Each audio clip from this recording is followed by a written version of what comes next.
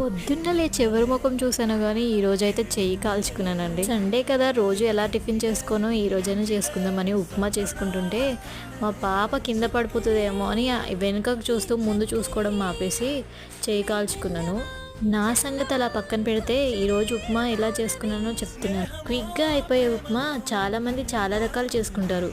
నేనైతే నాకు వచ్చినట్టు నా స్టైల్లో నేను చేసుకున్నాను. ఉప్మా ఇలా చేసుకుంటాను, నార్మల్గా అలానే చేసుకున్నాను. నాకైతే ఇందులో ఆవాలు జీలకర్ర వేయడం అయితే అసలు నచ్చదు. వేస్తారో వేరో నాకైతే తెలీదు. నా స్టైల్లో కొంచెం నాకు నచ్చినట్టు నేనైతే చేసుకున్నాను. టమాటోస్ వేసుకున్నాను, పచ్చిమిర్చి యాజ్ యూజువల్ మీకు తెలిసిందే. ఈ పౌడర్ అయితే నా సీక్రెట్ ఇంగ్రీడియంట్. నేను మీకు కావాలంటే షేర్ చేస్తాను. అది వేస్తే టేస్ట్ వేరే లెవెల్లో ఉంటుంది. మీకు కావాలంటే వీడియో మళ్ళీ అప్లోడ్ చేస్తా, అది ప్రిపేర్ చేసుకునేది మసాలా. అది నాన్ వెజ్కైనా వెజ్కైనా చాలా టేస్టీగా ఉంటుంది. అందులో ఇట్లా టిఫిన్స్లో కూడా యూజ్ చేసుకోవచ్చు. వీడియో నచ్చితే సబ్స్క్రైబ్.